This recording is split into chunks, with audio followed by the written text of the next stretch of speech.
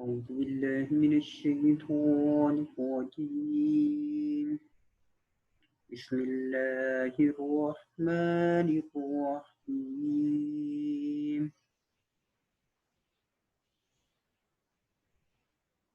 إذا جاء نصر الله والفتح ورأيت الناس يدخلون في دين الله أفواجا فسبح بحمد ربك واستغفره إنه كان توابا सदक़ल्लाहुल अज़ीम। अस्सलाम वालेकुम जी, कैसे हैं आप? उम्मीद है खैरियत से होंगे।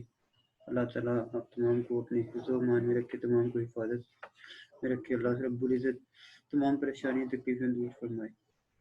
जी, लास्ट लेसन के अंदर हम लोगों ने जो हमारा थ्योरेटिकल पोर्शन था थी उसका थर्ड लेसन, ठीक है, उसका पार्ट 1 हमने किया था। आज थर्ड लेसन का पार्ट 2 हम कर रहे हैं। E business suite for R12 E business footprint. Basic footprint हम देख रहे थे, इसमें हम ओवरव्यू ले रहे थे R12 जो हमने फैमिलीज पढ़ी थी उसके हवाले से। वाई सेकंड हमारा पार्ट लेसन 3 का सेकंड पार्ट होगा human resources management system. First हमारी आज के टॉपिक के अंदर, आज की लेक्चर के अंदर जो बेसिकली हमारी फोर्थ फैमिली है। पहली फाइनेंशियल फैमिली हमने डिस्कस की थी, सेकंड थी corporate performance management, third government risk and compliance. आज फोर्थ फैमिली बिजनेस फैमिली हमारी HR management system, human resources management system. इसके अंदर फर्स्ट मॉड्यूल हमारा ह्यूमन रिसोर्सेज, ये मॉड्यूल हमारा कोर HR से रिलेटेड है, जिसके अंदर हम एम्प्लॉयज का तमाम बेसिक डाटा एंटर करते हैं, जिसके अंदर एम्प्लॉय का name, father name, CNIC, basic qualification, job experience, ठीक। इसके अलावा उसका फैमिली बैकग्राउंड वगैरह, ये सारी की सारी ह्यूमन रिसोर्सेज मॉड्यूल यानी कोर HR के मॉड्यूल के अंदर हम एंटर करते तमाम information employees. Second module self service HR। Self service HR human resources services जो है सेल्फ सर्विस, इसके अंदर हम एम्प्लॉयज को या उसके किसी न किसी सुपरवाइजर, मैनेजर, असिस्टेंट मैनेजर को राइट से देते हैं कि वो HR के पास जाने की बजाय खुद से डाटा अपना अपडेट कर सकते हैं। किसी भी एम्प्लॉय का डाटा है, उसने अपनी क्वालिफिकेशन इंप्रूव की है, कोई सर्टिफिकेशन कर ली है, उसका फैमिली स्टेटस चेंज हो गया है, डिफरेंट टाइप्स की जो अपडेट है वो सारी की सारी स्पेशली हम किसी एक डिपार्टमेंट के हेड को, सुपरवाइजर को, किसी को साइन कर देते हैं कि अपने डिपार्टमेंट के तमाम यूजर की इंफॉर्मेशन को अपडेट कर ले, हर दफा HR वाले के पास, एडमिन वालों के पास ना जाना पड़े। इसके बाद थर्ड मॉड्यूल हमारा advance benefits. Other than salaries जितने भी बेनिफिट्स होंगे जो सैलरी के अलावा एम्प्लॉयज को दिए जाते हैं किसी ऑर्गेनाइजेशन के अंदर, उनकी डिटेल वगैरह के लिए एडवांस बेनिफिट्स का मॉड्यूल यूज होता है। आर्मी के अंदर कमीशन, बोनसेस वगैरह, ये सारी इंफॉर्मेशन जो है एडवांस बेनिफिट्स के मॉड्यूल में हैंडल होती है। उसके बाद है compensation workbench. Next module हमारा compensation workbench. Compensation workbench के अंदर हम नॉर्मली एम्प्लॉयज को ऐसे तमाम बेनिफिट जो अदर देन सैलरीज हों और उनको रूटीन से हटके हम बेनिफिट्स असाइन करते हैं, वो कंपनसेशन वर्क बेंच के अंदर हैंडल होते हैं। उसकी एग्जांपल हम ले सकते हैं कि गस्टेड हॉलीडेज के अंदर कोई वर्कर है, उसे आपने फोर्स किया कि उसने जॉब करनी है, ड्यूटी ऑन ड्यूटी होगा, तो वो अगर ईद मुहर्रम वगैरह की छुट्टी थी, हॉलीडेज थी, तो वो 2 डेज अगर ईद के दिनों में उसने वर्किंग किया तो इसका मतलब 4 डेज की उसको सैलरीज आपने पे करनी है, और कंपनसेशन किया उसको उसके अगेंस्ट कोई अदर डेज के अंदर कोई आपने लीव भी असाइन करनी है, उसे लीव भी देनी है। इसी तरह कोई खुदा ना खास्ता एम्प्लॉय इंजर्ड हो गया है ऑर्गेनाइजेशन के अंदर, जो जॉब कर रहा था, ड्यूरिंग जॉब वर्किंग हुआ है या बाहर कहीं हुआ है, उसको आप सैलरी के अलावा कुछ कंपनसेशन दे देते हैं, अदर कुछ ट्रीटमेंट वगैरह करवा देते हैं मेडिकल वगैरह के अलावा, यानी मेडिकल बेनिफिट्स के अलावा अगर कोई आप दे देते हैं उसे बेनिफिट, सारे के सारे वर्कर कंपनसेशन में या कंपनसेशन वर्क मैन के अंदर हैंडल होते हैं। इसी तरह कोई एम्प्लॉय था आपका, और ही था उसकी बच्चे की शादी वगैरह आ गई, आपने कुछ उस पर कंपनसेट कर दी, उसको पेमेंट दे दी, other than salaries, other than commission, other than bonuses, वो आपके वर्कर कंपनसेशन बेंच के अंदर हैंडल होगा। I recruitment, online jobs apply करने के लिए कोई पोर्टल आप दे देते हैं। नॉर्मली डिफरेंट ऑर्गेनाइजेशन के अंदर जो वेबसाइट चल रही होती है ऑर्गेनाइजेशन की, उनके ऊपर ऑनलाइन जॉब पोर्टल दिया जाता है, वहाँ पे कोई भी कैंडिडेट आता है, आके अपना बेसिक क्राइटेरिया फिल करता है जॉब के लिए, तो अप्लाई कर देता है।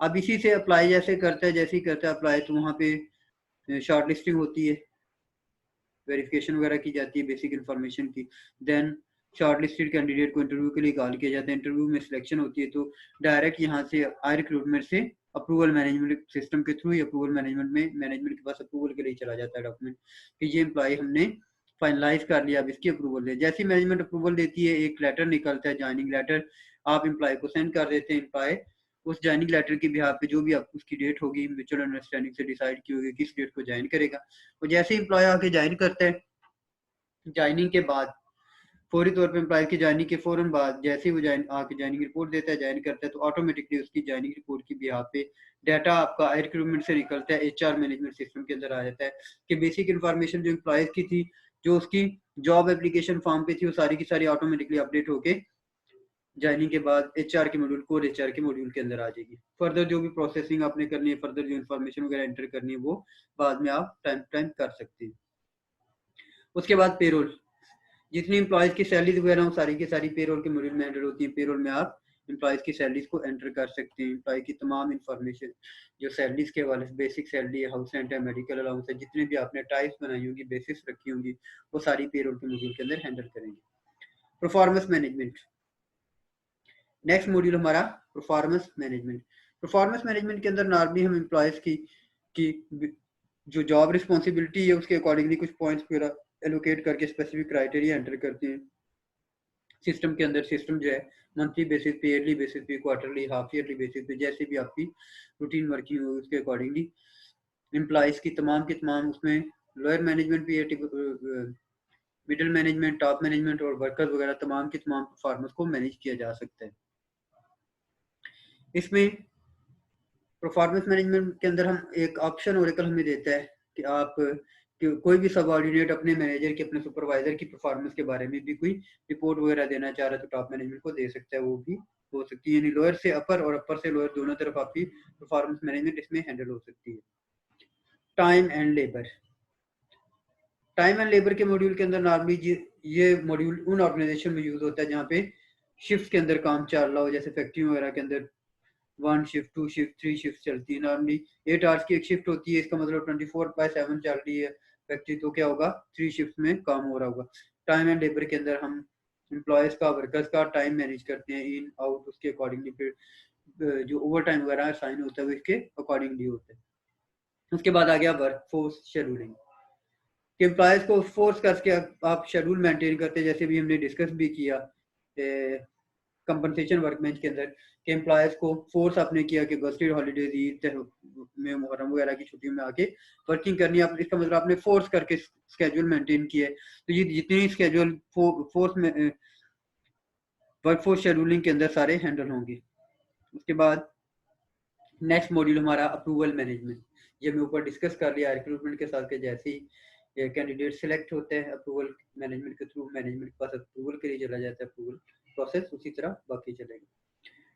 लर्निंग मैनेजमेंट, नेक्स्ट मॉड्यूल हमारा लर्निंग मैनेजमेंट। लर्निंग मैनेजमेंट के अंदर नॉर्मली हम एम्प्लॉयज को उसमें management, lower management, middle management वगैरह के लिए क्या करते हैं, कुछ ट्रेनिंग वगैरह कंडक्ट कर देते हैं और उनके लिए कुछ डॉक्यूमेंट्स वगैरह, हम जितनी भी कंपनी पॉलिसीज वगैरह वो सारी की सारी अपनी वेबसाइट पे या किसी जगह पे रिटेन करवाते हैं एम्प्लॉयज को। जो भी नया एम्प्लॉय आता है उसे कहा जाता है कि पहले आप क्या करें, तमाम की तमाम इन्फॉर्मेशन जो है हमारी कंपनी के बारे में डिटेल से स्टडी करें, देन आप क्या करें, नॉर्मल वर्किंग स्टार्ट करें, ऑर्गेनाइजेशन के बारे में, आपकी प्रोडक्ट के बारे में, अदर इन्फॉर्मेशन सारी की सारी आपकी लर्निंग मैनेजमेंट के थ्रू लर्न करवाई जाती है एम्प्लॉयज को।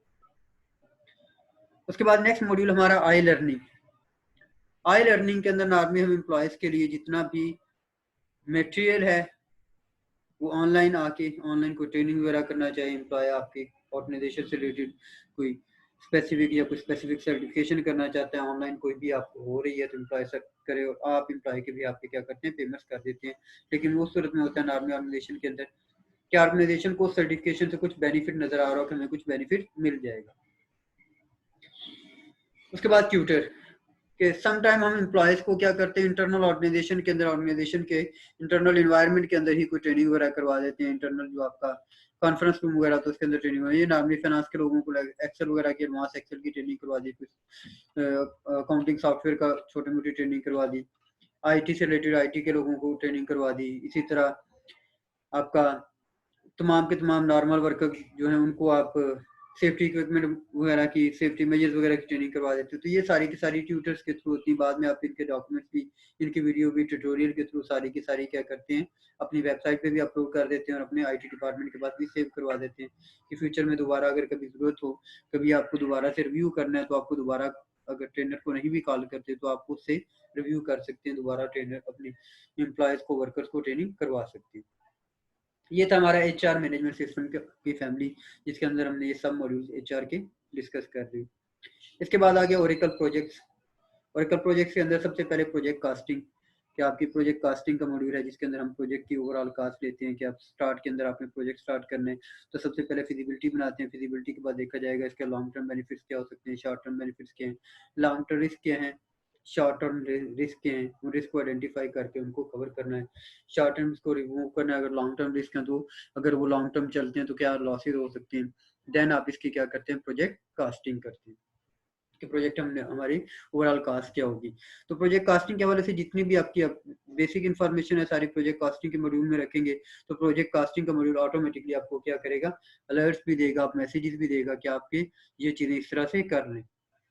उसके बाद प्रोजेक्ट बिलिंग, एक प्रोजेक्ट आपका चल रहा है, उस प्रोजेक्ट के अंदर आपकी प्रोजेक्ट बिलिंग भी डेफिनेटली होगी। आपके डिफरेंट कॉन्ट्रैक्टर वगैरह हैं जिनको आपने उस प्रोजेक्ट को कंप्लीशन के लिए असाइन किया हुआ है, तो उनकी बिलिंग भी आपने करनी है। आप इसकी एग्जांपल ले लें, ऑरेंज लाइन या मेट्रो ट्रेन वगैरह जो है, ये क्या आपकी डिफरेंट कॉन्ट्रैक्टर को अवार्ड किया गया, 3-4 कॉन्ट्रैक्टर हैं जो मिलके क्या करें इस प्रोजेक्ट को कवर कर रहे हैं। हर एक की बिलिंग अलग अलग आ रही होगी और किसी स्टेज पे आगे चल के इनकी कोलैबोरेशन भी बनेगी कि ओवरऑल तमाम अगर 3 वेंडर इस पे काम कर रहे हैं, 3 कॉन्ट्रैक्टर काम कर रहे हैं, तो तीनों की बिलिंग अलग अलग आ रही होगी, लेकिन तीनों की टोटल बिलिंग जो है ओवरऑल प्रोजेक्ट कास्टिंग की इक्वल होनी चाहिए। वो आपको स्टेटस भी देखना है कि हर वेंडर का, हर जो कॉन्ट्रैक्टर है उसकी स्टेज क्या है, किस स्टेज तक उसने काम किया, उसकी वर्किंग क्या है, ओवरऑल देखना है। तो इसके लिए साथ ही आपका प्रोजेक्ट कैलिब्रेशन का मॉड्यूल है, उसके अंदर हम डिस्कस कर लेंगे। उसके अंदर देखेंगे कि प्रोजेक्ट कैलिब्रेशन में ओवरऑल क्या प्रोजेक्ट का स्टेटस आ सकते हैं। उसके बाद है project resource management. Project resource management के अंदर नॉर्मली क्या होता है कि आप प्रोजेक्ट के अंदर 2 टाइप से रिसोर्सेज यूटिलाइज करते हैं, ह्यूमन रिसोर्सेज, कैपिटल रिसोर्सेज।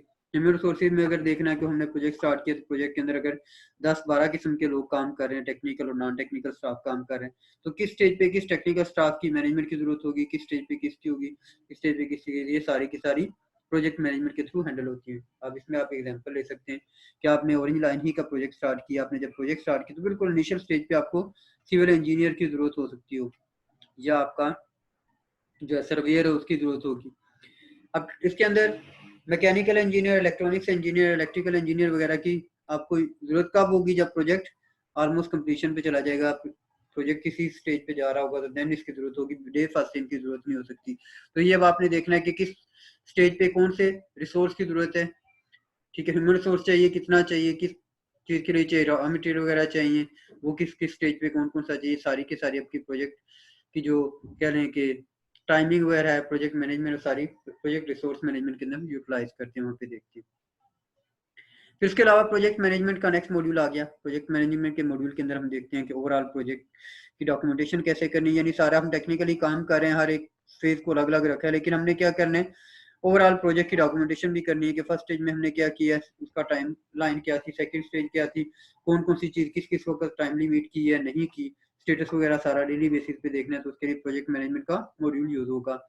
ये नॉर्मली PMP सर्टिफाइड लोग ही करते हैं, लेकिन आप हम नॉर्मली माइक्रोसॉफ्ट ऑफिस का प्रोजेक्ट मैनेजमेंट का टूल जो है उसके जरिए भी ये सारी प्रोजेक्ट मैनेजमेंट हम कर सकते हैं।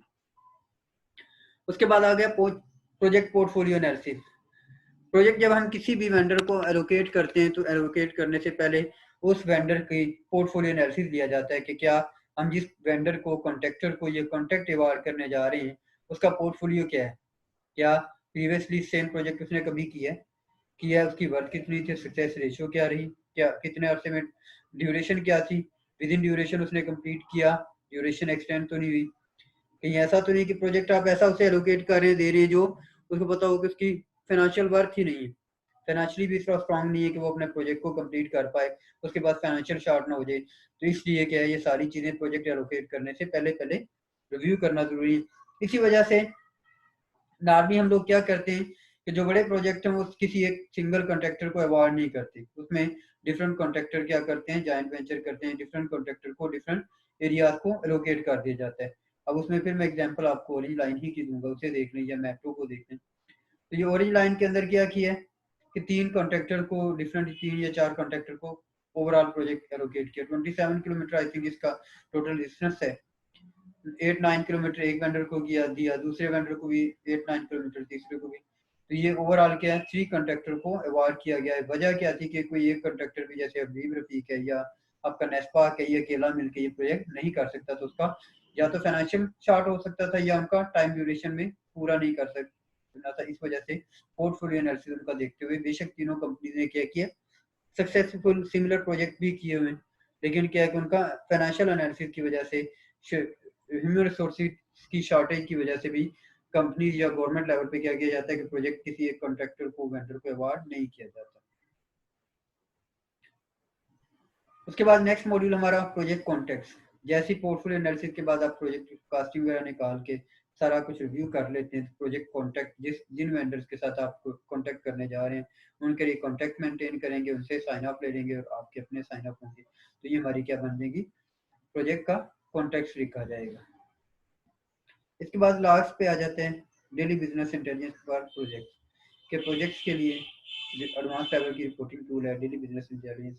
बार बार मैं यही कहता हूँ कि जहाँ पे बिजनेस इंटेलिजेंस आ जाए, डेली बिजनेस इंटेलिजेंस आ जाए, फ्यूजन बिजनेस इंटेलिजेंस आ जाए, तो इसका मतलब क्या कि एडवांस लेवल की रिपोर्टिंग है जो मैनेजमेंट के लिए प्रेजेंट की जा सकती है।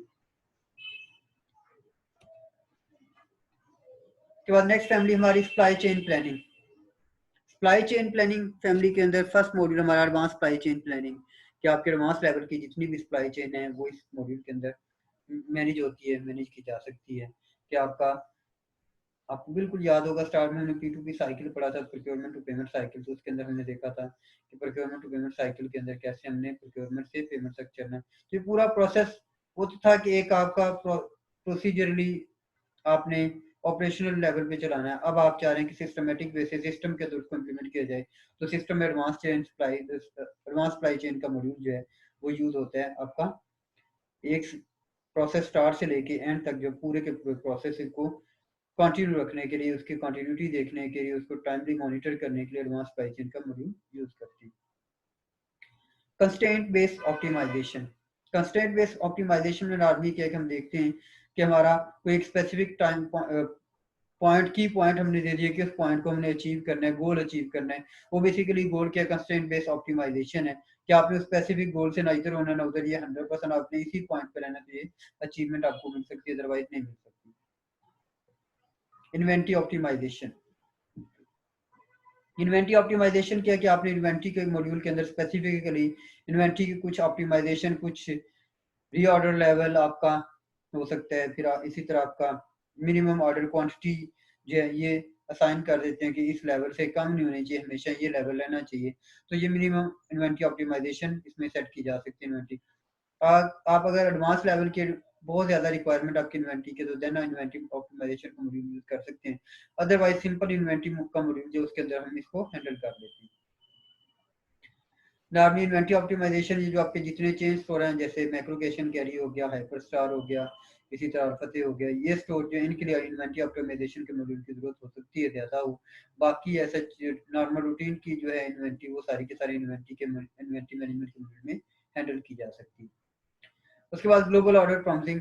ग्लोबल ऑर्डर प्रॉमिसिंग का मॉड्यूल जो है ये नॉर्मली यूज होता है कि हम हमारे इंटरनेशनल मार्केट के अंदर जितने भी ऑर्डर्स हैं उन ऑर्डर्स को मैनेज करने के लिए, कि आपके जितने भी कस्टमर की तरफ से या सप्लायर की तरफ से ऑर्डर जनरेट होते हैं, दोनों के लिए ये नॉर्मली यूज कर सकते हैं। कि अगर आपने बीइंग अ सप्लायर कोई प्रोडक्ट सप्लाई करनी, तो आपके डेफिनेटली आपके जो है कस्टमर हैं उनको आपने उनके ऑर्डर्स को मेंटेन करना है किसी एक मॉड्यूल के अंदर। तो वो मॉड्यूल कौन सा हमारा ग्लोबल ऑर्डर प्रॉमिसिंग का मॉड्यूल, जिसके अंदर हम मैनेज कर सकते हैं। और इसी तरह अगर आप बीइंग कस्टमर किसी सप्लायर से प्रोडक्ट ले रहे हैं, तो आपने जो डिफरेंट आपके कस्टमर के ऑर्डर्स आए थे, उन ऑर्डर्स के अगेंस्ट जितनी जितनी किसी एक स्पेसिफिक ऑर्डर के अंदर रॉ मटेरियल आपको जरूरत था, रिक्वायर्ड थी, सारी की सारी डिटेल आप उनके ऑर्डर के हिसाब से मैनेज कर सकते हैं ग्लोबल ऑर्डर प्रॉमिसिंग के मॉड्यूल के अंदर। कैलिब्रेटिव प्लानिंग। अब ओवरऑल आपका कस्टमर और सप्लायर दोनों को मैनेज करने के लिए, यानी परचेज और सेल साइकिल को दोनों को मैनेज करने के लिए कोलैबोरेटिव प्लानिंग का मॉड्यूल आपको चाहिए होगा, कि जिसके अंदर आप देखें कि आपके ऑर्डर जनरेट हो गए हैं, कस्टमर ने आपको ऑर्डर दे दिए हैं, आपके सेल्स एंड मार्केटिंग पर्सन ने ऑर्डर जनरेट कर दिए हैं, अब उन ऑर्डर को टाइमली एग्जीक्यूट करना है। और वो आपका जब तक परचेज और सेल का दोनों का आपस में कोऑर्डिनेशन नहीं होगी, दोनों आपके कभी भी ऑर्डर टाइमली मीट नहीं हो सकते, इसलिए उसके लिए मॉड्यूल यूज होता है कोलैबोरेटिव प्लानिंग का मॉड्यूल, जिसमें हम ओवरऑल दोनों को मैनेज कर सकते हैं। इसके बाद स्ट्रेटेजिक नेटवर्क ऑप्टिमाइजेशन का मॉड्यूल है। इस मॉड्यूल के अंदर हम नॉर्मली देखते हैं कि जो हमने एडवांस सप्लाई चेन का प्लान का मॉड्यूल बनाया, अब हम जैसे ऑर्डर जनरेट करते हैं, कस्टमर ऑर्डर हमें देता है, हमारा सेल ऑर्डर बुक हो जाता है, तो हमारे पास ऑफिशियली के गो अहेड मिल जाता है कि आपने क्या करना है, इसको कि प्रोडक्ट की प्रोडक्शन करनी है। प्रोडक्शन स्टार्ट करने के लिए नेसेसरी है कि आपने इसको आगे फ्लो में लेके चलना है। तो उसमें प्रोक्योरमेंट से लेके शिपमेंट तक, डिस्पैच यानी डिस्पैच तक का सारा प्रोसेस पूरे का पूरा वो ओवरऑल नेटवर्किंग होना चाहिए, एक मॉड्यूल का दूसरे मॉड्यूल के साथ लिंक होना चाहिए। देन क्या होगा कि आपकी स्ट्रेटेजिक नेटवर्क ऑप्टिमाइजेशन हो सकती है। किसी एक जगह पे चेन डिसकंटिन्यू होती है तो आपका ओवरऑल ऑर्डर जो है वो इफेक्ट हो सकता है। आप इसकी एग्जांपल ले सकते हैं कि आपने प्रोक्योरमेंट जैसे ही सेल ऑर्डर जनरेट हुआ, सेल डिपार्टमेंट ने किया कि आपने प्रोक्योरमेंट डिपार्टमेंट को इन्फॉर्म कर दिया या प्रोडक्शन को इन्फॉर्म किया कि ये ऑर्डर जनरेट हो गया, प्रोडक्शन वालों ने टाइम वगैरह निकाल के कैलकुलेशन करके बता दिया कि ये ऑर्डर हम इस डेट पे आपको हैंड ओवर कर सकते हैं। अब प्रोडक्शन वालों ने क्या किया, उसके अगेंस्ट परचेज प्रोसेस रन करना था, परचेज डिपार्टमेंट को इन्फॉर्म किया, डॉक्यूमेंट्स वगैरह दे दिए, परचेज ने उसके अगेंस्ट परचेज साइकिल रन किया। प्रोक्योरमेंट वालों ने अगर इंपोर्ट मटेरियल इंपोर्टेड था, इंपोर्ट के लिए रिक्वेजिशन जनरेट करवाई इंपोर्ट डिपार्टमेंट को, इंपोर्ट डिपार्टमेंट ने उसके अगेंस्ट कस्टमर सप्लायर को क्या है एक मेल कर दी, या सप्लायर को डॉक्यूमेंट सेंड कर दिए कि हमें ये मटेरियल चाहिए, और टाइम पीरियड जो भी टाइम पीरियड है वो टाइम पीरियड मैनेज करते हुए। अब वो सेल परचेज डिपार्टमेंट भी कहे कि ठीक है मैंने अपना काम खत्म कर लिया, मैंने इंपोर्ट वालों को हैंड ओवर कर दिया, इंपोर्ट भी सोचे कि मैंने आगे कह दिया सप्लायर को ऑर्डर दे दिया, ऑर्डर आ जाएगा तो एग्जीक्यूट कर लेंगे। प्रोडक्शन वाले भी इसी चक्कर में हो, सेल वाले भी इसी चक्कर में हो, तो क्या होगा, कभी भी आपकी जो है ना शिपमेंट टाइमली क्लोज नहीं हो सकती। तो इसलिए हर एरिया को, हर डिपार्टमेंट को एक दूसरे के साथ कोऑर्डिनेशन रखनी चाहिए, और यही कोऑर्डिनेशन बेसिकली हमारी के स्ट्रेटेजिक नेटवर्क ऑप्टिमाइजेशन को मैनेज करती है। उसके बाद आ गया डिमांड मैनेजमेंट। डिमांड मैनेजमेंट के अंदर मॉड्यूल के अंदर हम नॉर्मली जितनी भी सप्लायर्स वगैरह की तरफ से, कस्टमर की तरफ से डिमांड आती है उनको मैनेज कर देते हैं, दोनों तरह की डिमांड्स को। नॉर्मली हम क्योंकि यहाँ पे फोकस पर रहे हैं फैमिली सप्लाई चेन की, तो हम फोकस करेंगे परचेज के हवाले से, सप्लायर के हवाले से, लेकिन साथ ही हम क्योंकि डिमांड मैनेजमेंट के अंदर कस्टमर सप्लायर दोनों की रिक्वायरमेंट को मीट किया जा सकता है, तो डिमांड दोनों को जरा के हम देखेंगे कि हमारी रिक्वायरमेंट क्या है, हमारी डिमांड क्या है, और मार्केट में हमारी प्रोडक्ट की डिमांड क्या है या कस्टमर की डिमांड क्या है। दोनों चीजों को मैनेज करने के लिए डिमांड मैनेजमेंट का मॉड्यूल यूज हो सकता है। Advance forecasting and demand management. अब एडवांस लेवल की फोरकास्टिंग करनी है, जैसे आपने ऑर्डर जनरेट किया, ऑर्डर जनरेट करने के बाद आपने फोरकास्ट किया, एक्चुअल आपने एस्टिमेशन की थी कि मेरा ऑर्डर जो है ये 90 डेज के अंदर क्लोज हो जाना चाहिए, क्लोजर पे जाना चाहिए। उसमें आपने फॉर एग्जांपल 35 डेज का साइकिल रखा प्रोक्योरमेंट का साइकिल, के 35 डेज में प्रोक्योरमेंट इन हाउस हो जाएगी, कटिंग फिनिशिंग वगैरह कंप्लीट करने के बाद आपके पास टोटल टाइम आ गया 60 या 65 डेज या 70 डेज। रिमेनिंग 20 डेज है जिसमें आपने डिस्पैच भी करना है कस्टमर, और उसका इन ट्रांजिट पीरियड भी है सारे का सारा। अब इसके बारे में आपने सारी एडवांस फोरकास्टिंग करनी है, और ये नॉर्मली एक एंगल की फोरकास्टिंग नहीं है, मल्टी एंगल की फोरकास्टिंग है। पहली फोरकास्टिंग हमने किसके लिए, हमने शिपमेंट की थी। सेकेंड अब फोरकास्टिंग इसमें हमने क्या करनी, हमने देखना है कि जो हमें रॉ मटेरियल बाय करना है मार्केट से, उसकी डिमांड को कैसे मैनेज किया जा सकता है, उसकी मार्केट में वर्थ क्या होगी, डिमांड क्या होगी, उसके अगेंस्ट हमने प्राइसेस वगैरह के फैक्टर को देखना है, और क्या करेंगे, प्राइसेस वगैरह के लिए निगोशिएशन करेंगे सप्लायर्स के साथ। उसके बाद real time sale and operational planning. Real time sale and operational planning के नॉर्मली उन ऑर्गेनाइजेशन के अंदर यूज होता है, जैसे चेन स्टोर है, जैसे मैंने अभी एग्जांपल आपको पहले भी दी, मैक्रो कैश एंड कैरी, हाइपरस्टार और ये जो है अल्फते वगैरह, इनके अंदर आपका रियल टाइम सेल एनालिसिस हो रहा था। जैसे ही आपकी इनवाइस हिट होती है, आप एंड पॉइंट ऑफ सेल पे आए, तो जब आप इनवाइस जनरेट करवा रहे होते हैं, तो इनवाइस एंटर करते हैं, तो साथ साथ वो आपके सिस्टम पे वो क्या करता है, बैकएंड पे अपडेट भी करता है, तो रियल टाइम पे आपका सेल एनालिसिस वगैरह भी आपको बता देता है कि ओवरऑल सेल एनालिसिस क्या, ओवरऑल प्रोडक्ट की क्या सिचुएशन है। उसके बाद प्रिडिक्टिव ट्रेड प्लानिंग। आप प्रिडिक्ट भी करते हैं, फ्यूचर की प्लानिंग भी करते हैं कि ट्रेड आपकी कैसे होनी चाहिए, कैसे अपने मार्केट के अंदर डिमांड को इंक्रीज कर सकते हैं, कैसे अपनी प्रोडक्ट को मार्केट के अंदर एनहांस कर सकते हैं, और कैसे आपके जो कंपटीटर हैं उनका कंपटीशन मार्केट के अंदर आप कर सकते हैं। उसके बाद लास्ट हमारा सप्लाई चेन प्लानिंग की फैमिली के अंदर module trade promotion optimisation. Different promotion आप देते हैं ट्रेड को इन्हांस करने के लिए। उस ट्रेड में प्रमोशन में समटाइम डिस्काउंट ऑफर कर देते हैं, समटाइम आप सप्लाई या कस्टमर क्या करता है, डिस्काउंट की बजाय कहता है कि हम आप प्रोडक्ट हमें बाय करें। समटाइम आपने सुना होगा बाय 2 गेट 1 फ्री या बाय 1 गेट 1 फ्री। ये कंसेप्ट क्या है सेल प्रमोशन के, कि आपने क्या किया, ट्रेड प्रमोशन या सेल प्रमोशन को इंक्रीज करने के लिए एक ट्रेंड दे दिया कि प्रोडक्ट 2 लें और एक आपको फ्री देंगे। आप इसमें अक्सर अगर कभी मेडिकल स्टोर वगैरह पे कभी किसी पे देखा हो तो ये जो फार्मेसीज हैं, मेडिकल स्टोर के आइटम्स हैं, ये क्या होते हैं, फार्मास्यूटिकल कंपनीज क्या करती हैं 6+1 का कंसेप्ट, 5+1, 10+2, 12+2 का कंसेप्ट कि 10 बाय करें 2 फ्री, 6 बाय करें 1 फ्री, 5 बाय करें 1 फ्री। तो ये क्या है, डिस्काउंट भी दे देते हैं कुछ और सम एक्स्ट्रा प्रोडक्ट भी आपको मिल जाती है। तो इस तरह आपकी प्रमोशन से भी आप सेल की कर रहे होती है। नेक्स्ट फैमिली हमारी order management.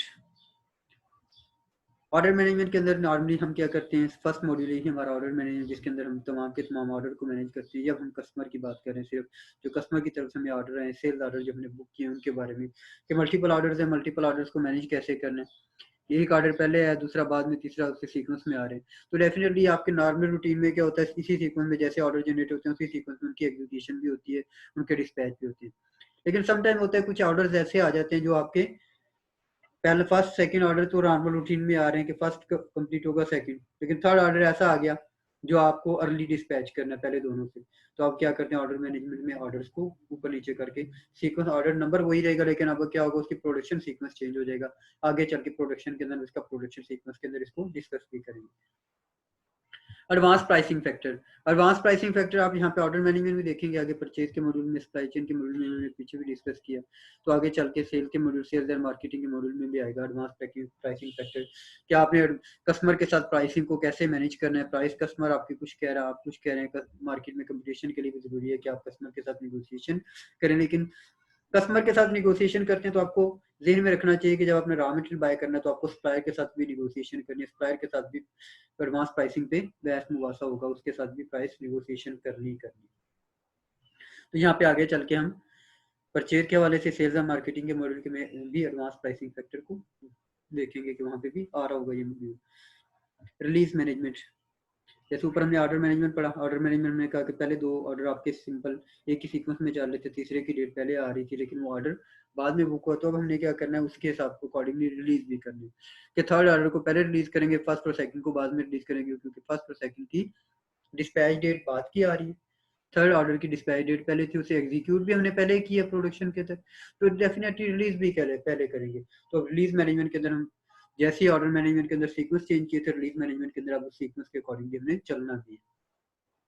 Sales contact, customer के साथ आपका कोई कॉन्टैक्ट हो जाता है तो सेल्स कॉन्टैक्ट उसके अगेंस्ट प्राइसेस वगैरह पे 6 माह के लिए, साल के लिए, किसी स्पेसिफिक प्रोडक्ट के लिए लॉक होती है, तो आप उसके दोनों क्या करेंगे, म्यूचुअल अंडरस्टैंडिंग से एक सेल कॉन्टैक्ट साइन कर रहे हैं, उस सेल कॉन्टैक्ट के अंदर आप डिफरेंट एंगल से सेल को हैंडल कर सकते हैं। Configurator, order management, sales and marketing और परचेजिंग के मॉड्यूल को आपस में क्या क्या कॉन्फ़िगर भी करना है कि किस तरह से स्टोर के साथ तो आपका भी कॉन्फ़िगरेशन होगी और आपका डिस्पैच शिपिंग के साथ भी कॉन्फ़िगरेशन, हर मॉड्यूल का आपस में कॉन्फ़िगर करने के लिए कॉन्फ़िगरेशन का मॉड्यूल होगा। इसमें हर मॉड्यूल के अंदर जो लोग भी काम कर रहे हैं हर एक को अपने अपने एरिया के बारे में स्टेटस पता चल जाएगा कि मेरे एरिया के प्रोडक्ट का स्टेटस क्या है इस वक्त। उसके बाद आ गया जी आई स्टोर, ऑनलाइन स्टोर वगैरह, ऑनलाइन शॉपिंग करते हैं आप, ऑनलाइन स्टोर अपना बना देते हैं, आप अपने प्रोडक्ट वगैरह सेल करने के लिए ऑनलाइन से स्टोर का कंसेप्ट दे दिया। Supply chain planning, order management, वही रिपोर्टिंग टूल आ गया, एडवांस लेवल की रिपोर्टिंग आप कैसे कर सकते हैं, रिपोर्टिंग लेवल कैसे लिया जा सकते हैं। नेक्स्ट फैमिली हमारी asset life cycle management, normal assets वगैरह का जो है हम फिक्स एसेट के मॉड्यूल के अंदर हम हैंडल कर सकते हैं। एसेट लाइफ साइकिल मैनेजमेंट कहते हैं enterprise asset management, first module हमारा जिसके अंदर हम एसेट्स की एडवांस लेवल के एसेट्स की तमाम डिटेल, ये नॉर्मली ऐसी कंपनी इंटरप्राइज एसेट मैनेजमेंट का मॉड्यूल यूज करती हैं जिन ऑर्गेनाइजेशन ने दूसरी कंपनीज का की बिहार पे अपने पास एसेट्स वगैरह को रिटेन किया हो, जैसे ट्रैकिंग कंपनीज वगैरह हैं, वो सारी की सारी इंटरप्राइज एसेट मैनेजमेंट को यूज कर सकती हैं। सेल्फ सर्विस वर्क रिक्वेस्ट है कि आप सेल्फ सर्विस खुद से रिक्वेस्ट कर सकते हैं कि एसेट्स को जनरेट किया, एसेट्स आप ट्रैक करना चाह रहे हैं, एसेट की हिस्ट्री देखना चाह रहे हैं, एसेट को अपडेट करना चाह रहे हैं, सेल्फ सर्विस वर्क रिक्वेस्ट के थ्रू एसेट को अपडेट किया जा सकता है। एसेट ट्रैकिंग, अब एसेट्स को जितने नंबर्स लगे हैं एसेट्स के ट्रैक करना चाह रहे हैं, आप पता चल जाए जैसे लैपटॉप है, सिस्टम है, किसी को आपने असाइन किया, किस एम्प्लॉयज के पास है, उसका ट्रैकिंग आईडी क्या है। अब अगर उस डिस्पैच हो गया, जैसे फॉर एग्जांपल आपने एक लैपटॉप किसी फाइनेंस मैनेजर को साइन किया, तो फाइनेंस मैनेजर जो है छोड़ के चला गया, तो डेफिनेटली वो गया तो अपना एसेट जो है लैपटॉप हैंड ओवर करके गया होगा आईटी को या स्टोर डिपार्टमेंट को। तो अब वो क्या लैपटॉप किसी दूसरे एम्प्लॉय को आपने साइन कर दिया उसके जाने के बाद, अब आप ट्रैक करना चाह रहे हैं कि ये किसके पास है, जस्ट उसका ट्रैकिंग नंबर देंगे पता चल जाएगा किस एम्प्लॉय को साइन किया गया, इसकी लोकेशन इस वक्त क्या है। इसी तरह आपके एसेट्स, फर्नीचर, फिक्सर वगैरह इनकी ट्रैकिंग भी की जा सकती है, लेकिन उसके लिए जरूरी है कि आपकी प्रॉपर ट्रैकिंग आपने की हो, प्रॉपर उसको टैगिंग की हो, लगाए और नंबर्स वगैरह लगाए, असाइन किए। उसके बाद लास्ट मॉड्यूल आ गया हमारा asset life cycle management, property manager.